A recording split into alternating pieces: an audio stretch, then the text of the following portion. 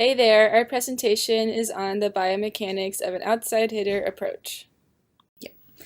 So the pro we decided to compare to is Jordan Larson.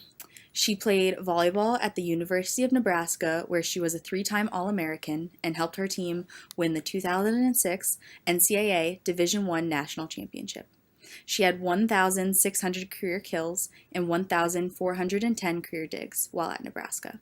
In 2008, she was named Big 12 Player of the Year and Defensive Player of the Year, which was the first time a player earned both honors in the same year.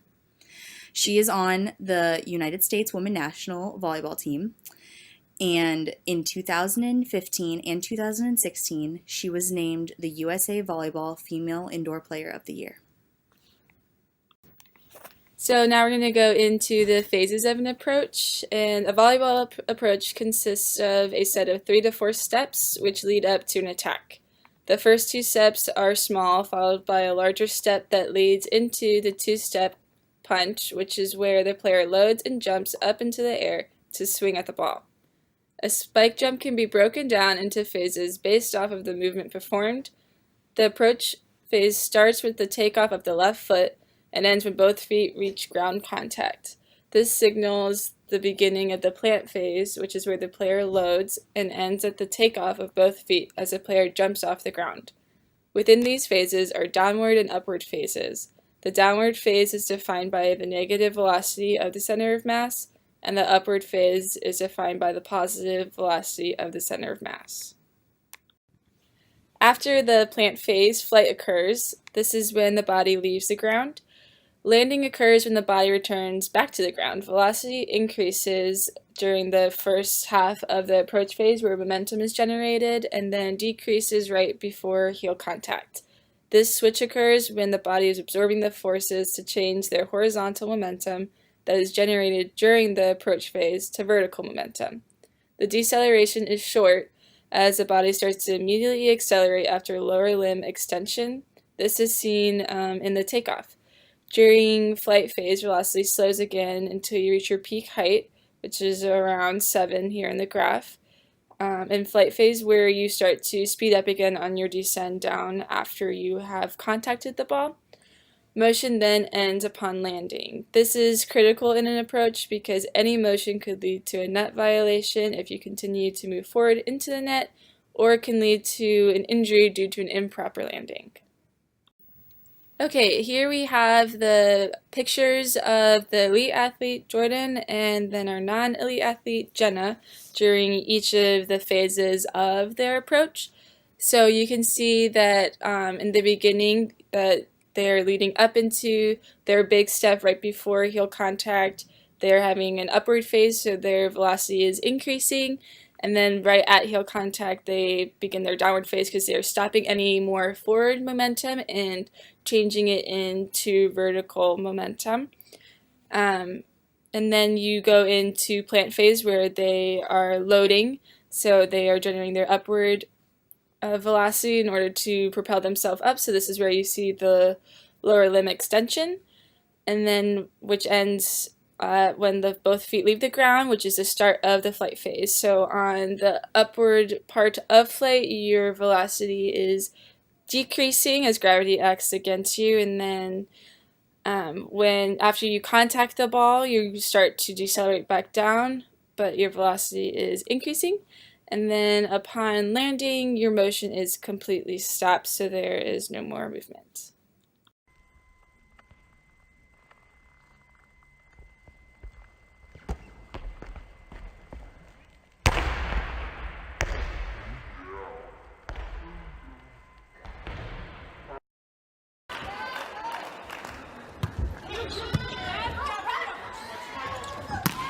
Larson saying, have some of that. A super spike from the left side. That's her territory. She owns that spot. So here we have the approaches of Jenna and Jordan. Now we're going to go into the angular displacement of their shoulder, their elbow, hips, knees, and ankles during their approach. So in the first set of pictures here, you can see how the torque of the core changes during different phases. So before the ball contact, the back is extended, which lengthens the core, and the shoulders are opened up towards the setter, and the elbow is bent back. And we can see that how you can see their full body facing forward towards the setter, which is in towards the court that they're on, and their elbow is cranked back to almost like 90 degrees, and their shoulders are brought back and very broad. So then after contact on the follow through, the core is contracted and so it's flexed forward. So you can see how the angle changed, and so now it's a lot larger than before for the back. And then the shoulder is rotated towards the net, and the elbow is completely extended after contact. So now they face their body towards the direction of where they were hitting the ball, where they wanted it to go, in comparison to opening up towards the setter. So you can see how the core twisted in order to generate that force to bring the ball forward. And then in the second set of pictures, we can see the differences in the body placement when there's a change from negative velocity to positive velocity. So in the first one, the knees are bent and the trunk is flexed at the hips to absorb the force as the body decelerates with double contact of the feet. So this is during your plant phase when you're transitioning from your horizontal momentum, and you're pausing it in order to transition to vertical momentum. And then we can see how the angle changes from being bent to very straight in all of the hips, the knees, and the ankles, as a positive velocity to propel the body upwards during the rapid extension of these lower limbs. Okay, so now we're going to talk about the time versus angle of the hip. So on the graph, you can see Jordan's hip angle is represented by the blue line, and Jenna's is represented by the orange line. Jordan's hip angle is steadily decreasing from 1 to 3, showing her hip is flexed. Then from 0.3 to 4, she starts the rapid extension of the hip as her angle starts increasing, showing that she's extending. This extension lasts from 0.4 to 0.6, where she is at a max extension of 198 degrees. From 0.6 to 0.8, she is contacting the ball with a slight pike, and her hip angle is decreasing as she is preparing for landing and as she comes in contact with the ground. And you can also see that Jenna's hip angle follows the same general pattern, while showing that she stands more upright during the approach phase since her hip angle does not decrease at 0.3. So now we're going to look at the velocity versus time of the knee angle. And so the left graph is Jordan's knee angles. So from 0.4 to 0.5 is the beginning of her plant phase, as you can see on the graph. The knee bends in order to absorb the forces and prepare for rapid extension, which is why the graph shows a decrease in velocity. The angle then rapidly increases with rapid extension. The next decrease in velocity is when she is in the upward part of flight phase. Then 0.7 is where she is at her peak height. Then 0.8 is where she's returning back to the ground. And the right graph shows Jenna's knee angles. Now, her knee angles are higher because she doesn't squat down as much during her approach. So she doesn't have as much explosive force when propelling up to her peak height, which is why her velocity is not as high as Jordan's. So now we're going to look at the knee angle versus the hip angle of both of our athletes.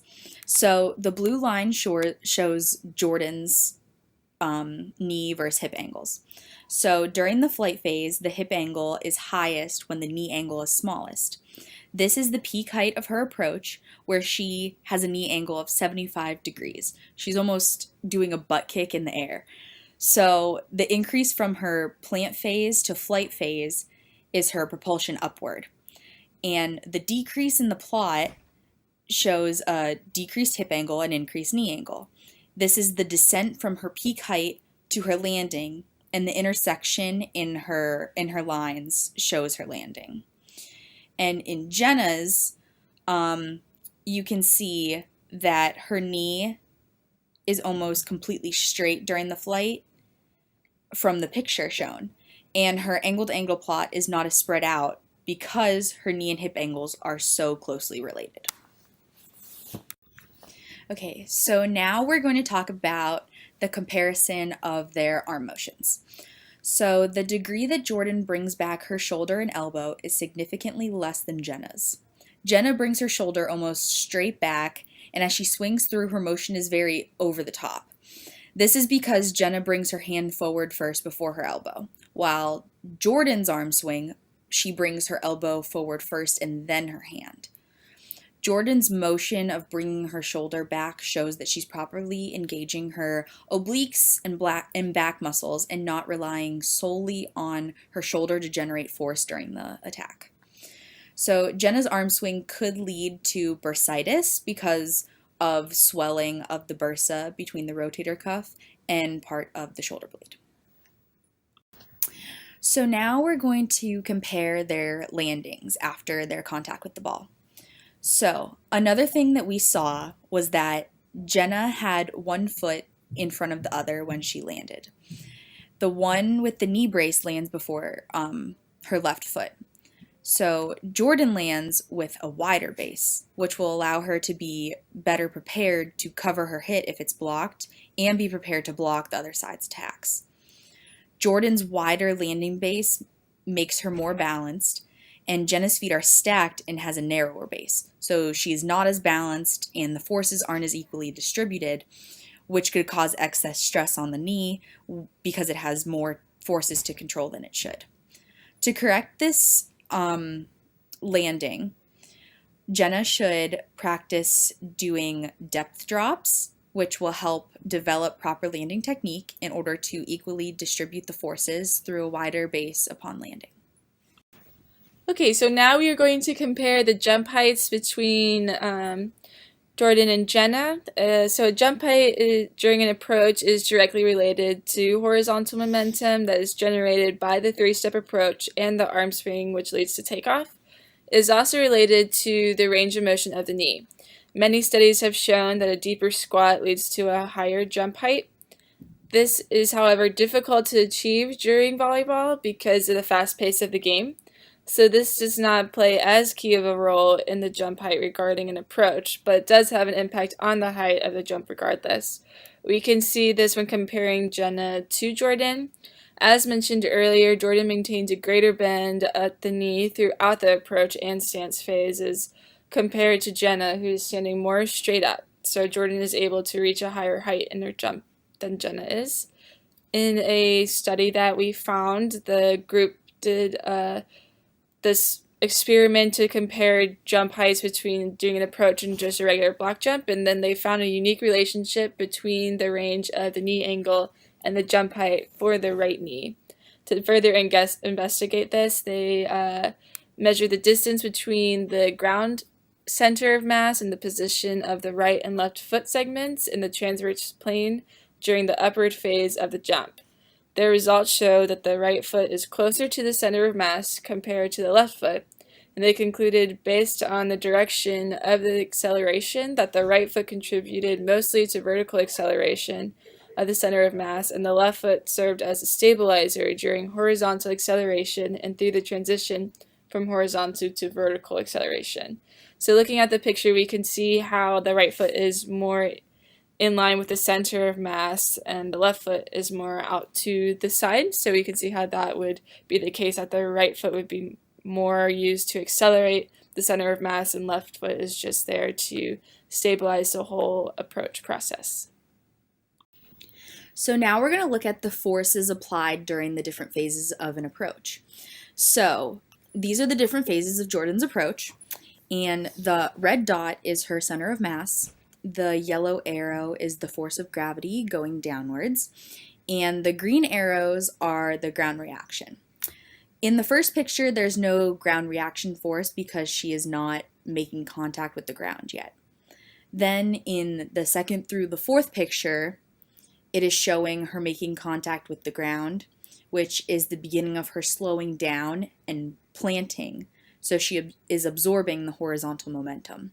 This is why the ground reaction force is working backwards, so that it stops any more forward movement. Pictures 5 and 6 are when the horizontal momentum is being transformed to vertical momentum. This is why the ground reaction forces are working in the opposite direction of gravity. Now we are going to talk about the the different biomechanic principles related to the volleyball approach. The first biomechanical principle that we thought applied to is a force-motion relationship, which is the amount of force applied during the approach affects the motion. An outside hitter must increase the horizontal and vertical forces in order to have a correct phase of their approach. This is seen during the three-step approach, which generates the horizontal forces through the arm swing and legs. Having a longer approach, such as a four-step approach for an outside versus a three-step approach for a middle, allows for greater momentum to propel themselves upward. The next one is the force-time relationship. Is the amount of force applied during the approach to the ball affects the outcome of the motion. The player will create the greatest momentum for their approach. If their approach is longer, as they will be able to generate more force over a longer period of time. During an approach, the first few steps are slow, and then the final two before takeoff are explosive. These explosive last two steps generate the most power, which is transferred from horizontal momentum to vertical momentum, and then the slower steps before them help to create the horizontal momentum that leads up to the explosive punch step.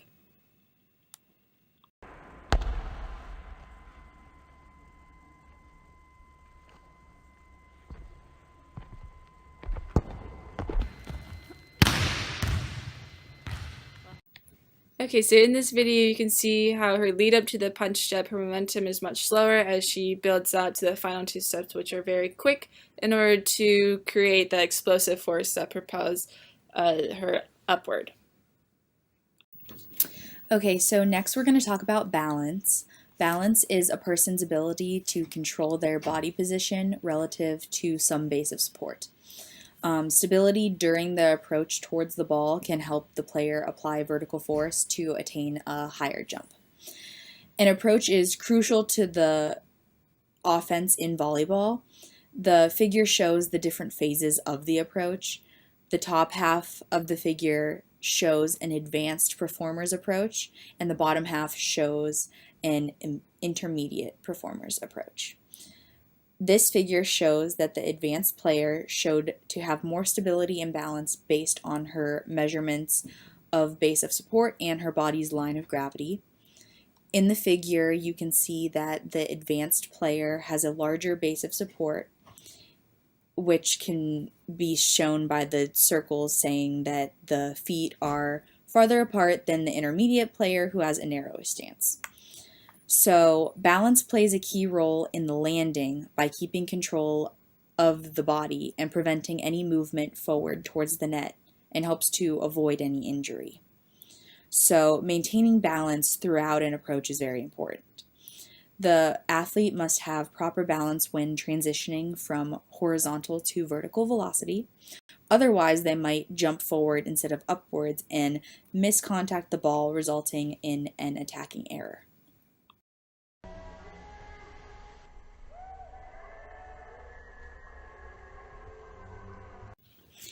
We can see in this video that the athlete did not have a balanced landing. In this video, you can see that her base of support is narrow and feet are turned inward, while also landing on the heels of her feet, causing her to fall backwards. This type of unbalanced landing can cause injury.